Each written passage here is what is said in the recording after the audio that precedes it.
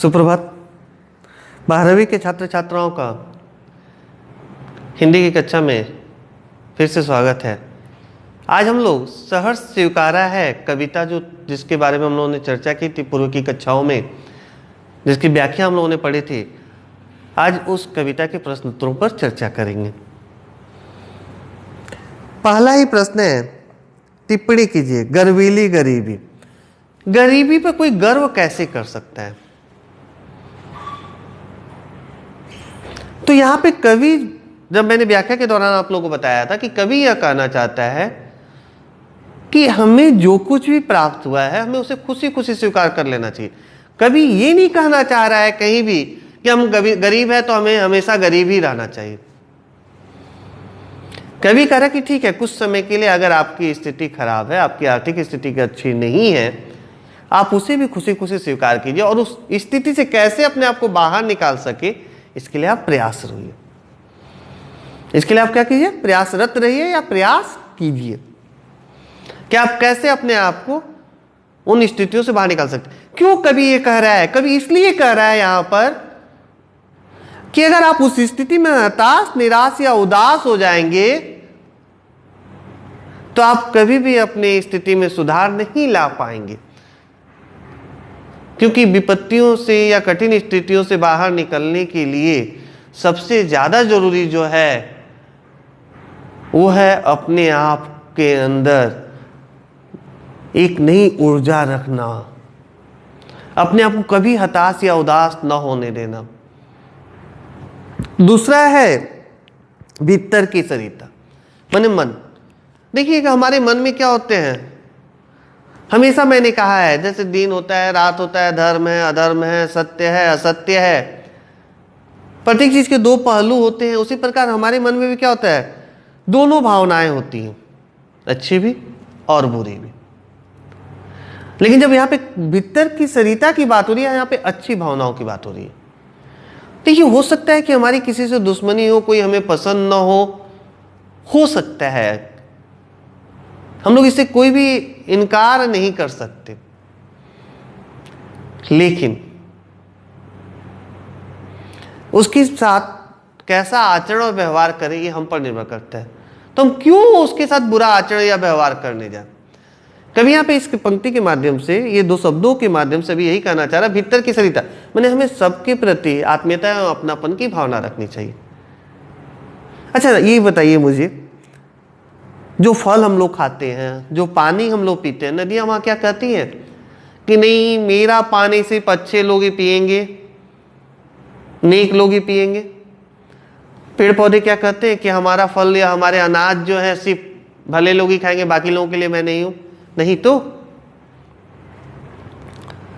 उसी प्रकार हम मनुष्यों के अंदर भी ये प्रवृत्ति होनी चाहिए कि हमें सबके साथ अच्छा आचरण और व्यवहार करना चाहिए। बहलाती सहलाती, बहलाना सहलाना माने किसी को मनाना। तो यहां पर बहलाती सहलाती किस संदर्भ में आया, पढ़ा था हम लोगों ने कि आज कवि की वो माँ हो सकती हैं, प्रेमिका हो सकती है, जो भी है, आज वो नहीं है, लेकिन उनकी वो यादें, उनकी वो बातें जब कवि को याद आती हैं तो कवि को ऐसा लगता है कि मान लीजिए कि वो दुख या जिस भी गंभीर विकट स्थितियों से वो गुजर रहे हैं उनसे उन्हें थोड़ा सा सुकून मिलता है।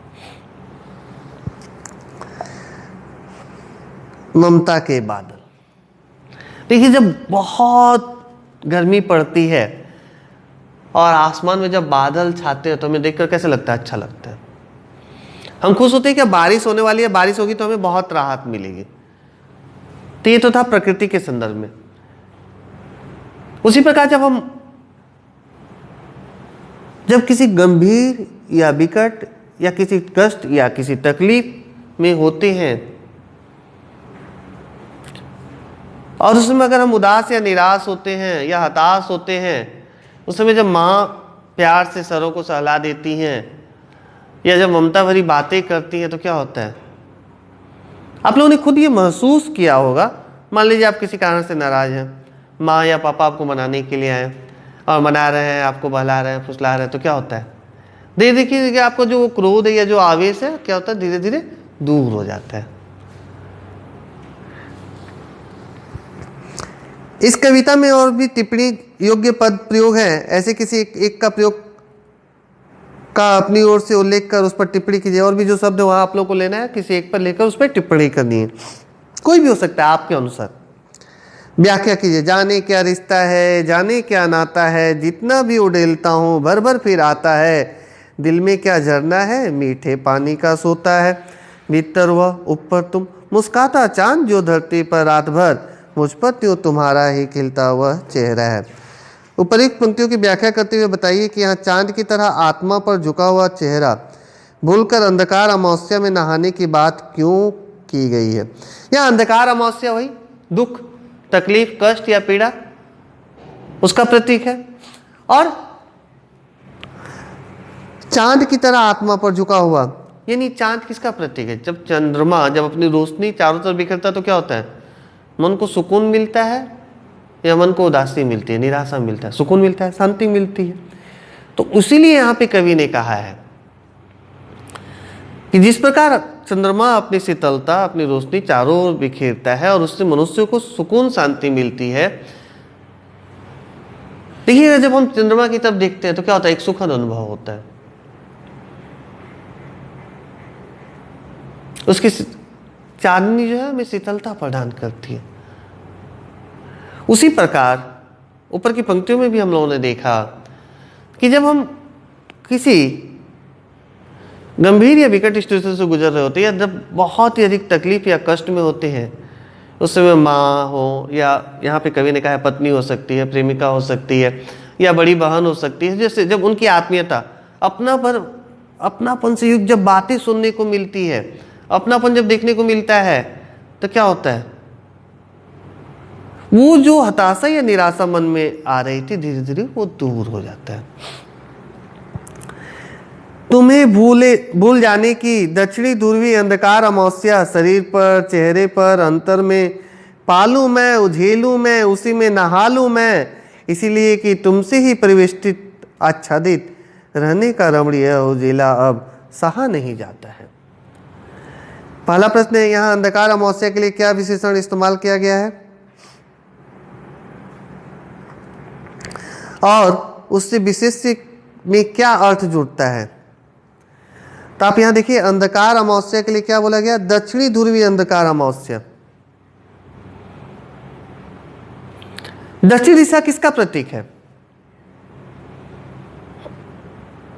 तभी हम लोग जानते हैं, बचपन से सुनते आए हैं, कक्षा 10वीं में जो सीबीएसई में थे बच्चे वो पढ़े भी थे, क्षितिज में यमराज की दिशा। जहाँ कवि ने कहा था कि मानो उनको सिखा दिया था कि दक्षिण की तरफ कभी पैर करके मत सोना, क्योंकि उधर यमराज का निवास स्थान है, यानी वो मृत्यु के देवता है। तो यहाँ पर ये किसका प्रतीक है, बार बार देखिएगा, घूम फिर के कुछ ही शब्दों पे हम आ जाते हैं, दुख, तकलीफ, कष्ट या कठिन परिस्थितियां। कवि ने व्यक्तिगत संदर्भ में किस स्थिति को अमावस्या कहा है। फिर वही प्रश्न आ गया, मन के उनके जीवन के दुखों को, अपने जो उन्हें छोड़कर चले गए हैं उन कष्टों को उन्होंने अमावस्या के रूप में देखा है। इस स्थिति से ठीक विपरीत ठहरने वाली कौन सी स्थिति कविता में व्यक्त हुई है, इस वैपरीत्य को व्यक्त करने वाले शब्द का व्याख्या पूर्वक उल्लेख कीजिए। क्या कह रहे हैं कवि यहाँ पर, ये जहां अंधकार अमावस्या है यहीं पे क्या है, रमणीय है उजेला, इसका ठीक विपरीत है। मैंने जब ऐसी स्थितियों में जब उनकी माँ की ममता या उनकी प्रेमिका या उनकी पत्नी या उनकी बड़ी बहन, किसी की भी जब ममता, यहाँ माँ की ममता ही मैंने कहा था, आप लोग मेरे दृष्टिकोण से अगर मान ले तो ज़्यादा सटीक है, कि जब वो माँ की बातें याद आती है कि कैसे माँ समझाती थी, कैसे माँ बहलाती थी, कैसे माँ फुसलाती थी या समझा अच्छी तरह से उनको उन स्थितियों से बाहर निकालने की कोशिश करती थी। कभी जब इन बातों को याद करता है तो क्या होता है, अपने उस दुख को, अपने उस तकलीफ को कुछ समय के लिए भूल जाता है।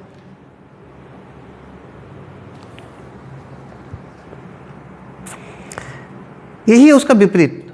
अंधकार अमावस्या का विपरीत क्या है, कि उस स्थितियों से अपने आप को बाहर निकालना, उससे अपने आप को मुक्त करना। कवि अपने संबोध्य, जिसको कविता संबोधित है, कविता का तुम आ गया देखिए मुख्य प्रश्न कि तुम कौन है, को पूरी तरह भूल जाना चाहता है। इस बात को प्रभावी तरीके से व्यक्त करने के लिए क्या युक्ति अपनाई है? रेखांकित अंशों को ध्यान में रखकर उत्तर दे। क्या बोलते तुम्हें भूल जाने की? देखिए पहला रेखांकित अंधकार अमावस्या, फिर है अंतर में पालू में, झेलू में, नहालू में। यानी एक तरफ कवि क्या कर रहा, भूल जाने की बात कर रहा, लेकिन दूसरी तरफ क्या कर रहा है, उसको अपने अंदर पूरी तरह से समेट ले। नहा लेने का मतलब क्या, वो नहाने की चीज तो कुछ है नहीं, पानी वगैरह तो है नहीं कि अपने सर पे डाल लेगा उससे नहा लेगा। कहने का मतलब क्या है, उसको अपने अंदर समाविष्ट कर लेना चाहते हैं, उसको अपना लेना चाहता है।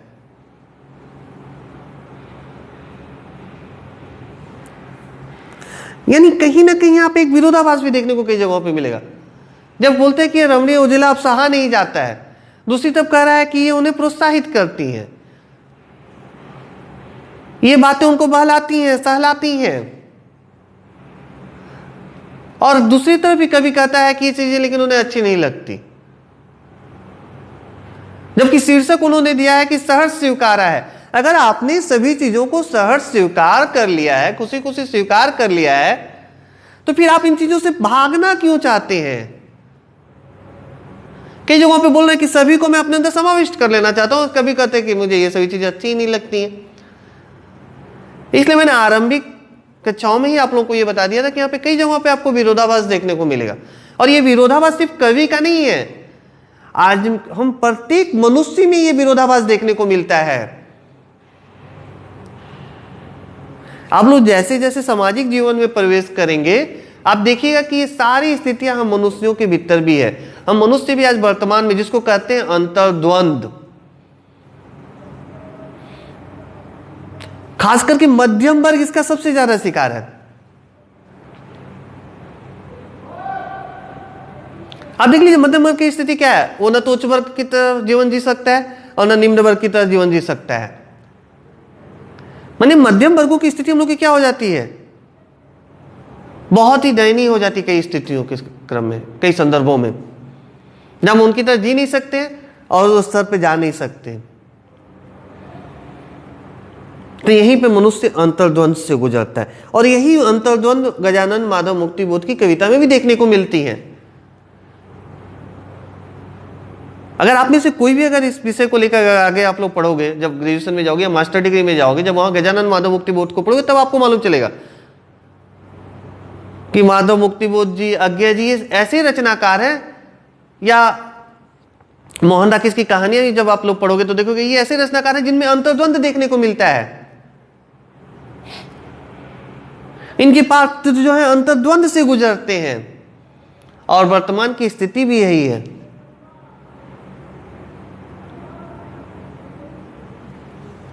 और वही जब हम लोग हरिशंकर परसाई की रचना याद कीजिए, कक्षा 9वीं में जो था प्रेमचंद के फटे जूते, उस विषय को वहां पर देखिए क्या यहीं पर व्यंग किया गया है। क्या कहते थे वहां पे परसाई जी कि प्रेमचंद दिखावे की प्रवृत्ति में विश्वास नहीं करते थे। यही कारण है कि उनके पैर का जो जूता फटा हुआ था उससे उंगली बाहर निकल जाती थी। उनके पास फोटो खिंचाने के लिए जो कपड़े थे, सामान्य दैन दैनिक क्रिया में भी पहनने के लिए वही कपड़े थे। लेकिन मध्यम वर्ग में ऐसा कितना परिवार है या ऐसे कितने लोग हैं जो इस तरह का जीवन जीना चाहेंगे? अरे उनके मान सम्मान को ठेस नहीं पहुंचेगी।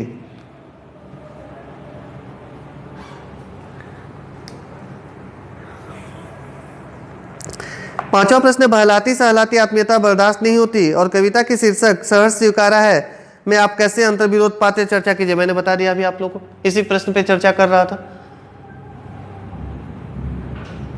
कि दोनों दो स्थितियां हैं, दोनों विपरीत स्थितियां हैं। अगर हम लोग किसी भी चीज को खुशी खुशी स्वीकार कर ले रहे हैं तो उसको अपने जीवन का एक अंग बना लेना चाहिए, और उस जीवन को जीते हुए फिर अच्छी तरह से कैसे जीवन जिया जा सके, कैसे उस स्थितियों से अपने आप को मुक्त किया जा सके, इसके लिए प्रयासरत होना चाहिए। कविता के आसपास 3-4 प्रश्न है यहाँ पे। अतिशय मोह भी क्या उस त्रास का कारक है? हाँ, मोह माया के बंधन क्या होता है? मनुष्य को और अधिक जकड़ लेते हैं। मां का दूध छूटने का कष्ट जैसे एक जरूरी कष्ट है, वैसे ही कुछ और जरूरी कष्टों की सूची बनाइए। देखिए यहाँ पे एक उदाहरण कवि ने दिया है। प्रेरणा शब्द पर सोचिए और उसके महत्व पर प्रकाश डालते हुए जीवन के वे प्रसंग याद कीजिए जब माता पिता, दीदी, भैया, शिक्षक या कोई और महापुरुष या महानारी आपके अंधेरे क्षणों में प्रकाश भर गए हों। इन घटनाओं को आपको याद करना है कि जब आप हताश हो, निराश हो, देखिएगा प्रत्येक जगहों पर आपको माता पिता की भूमिका ही सबसे पहले नजर आएंगे। इसीलिए मैंने इस कविता को आरंभ में भी आप लोगों से कहा था, कविता का अंत करने के क्रम में भी कहा था कि यहाँ पे माँ को अगर लिया जाए मेरे दृष्टिकोण से, मैंने बार बार कहा या मेरा विचार यही है, तो ज्यादा उचित होगा या ज्यादा सटीक होगा। अगर इस प्रश्न में आप लोग ध्यान दीजिए तो देखिए कि हमारे जीवन में सबसे महत्वपूर्ण अगर स्थान किसी का होता तो होता है माता और पिता का। उसके बाद ही तीसरा चौथा व्यक्ति कोई हो सकता है। आज उनकी बदौलत ही मैं आज यहां हूं, आपके सामने हूं, या आप लोग मेरे सामने कक्षाएं कर रहे हो या इस जगह तक पहुंचे हो। बिना उनके इसकी कामना भी हम लोग नहीं कर सकते, कल्पना भी नहीं कर सकते। भय शब्द पर सोचिए कि मन में किन किन चीजों का भय बैठा है, उससे निपटने के लिए आप क्या करते हैं और कवि की मनःस्थिति से अपने मनःस्थिति की तुलना कीजिए। इस विषय पे आपको सोचना है कि क्या करते हैं जब डरते हैं। तो हम भी मम्मी और पापा को ही याद करते हैं, और कभी भी यहाँ पर ममता जो शब्द है मैंने इसलिए बार बार कहा है, माँ को ही याद करता है। माँ नहीं है अब उनके साथ, इसलिए माँ की वह सारी प्यार भरी बातें, माँ के साथ बिताए गए सुखद क्षणों को या उन क्षणों को याद करते जब वो हताश या निराश थे, जहाँ पे माँ ने प्यार से उनको सहलाया है, उस स्थिति से उनको बाहर निकालने का प्रयास किया है। तो ये सारे प्रश्न उत्तर थे आपके अभ्यास में जिस पर मैंने विस्तार से चर्चा कर दी है। आप लोग इन सारे प्रश्न उत्तरों को अपनी कॉपी में लिख लीजिएगा। तो आज की कक्षा यही समाप्त होगी। अगली कक्षा में अगले विषय के साथ। धन्यवाद।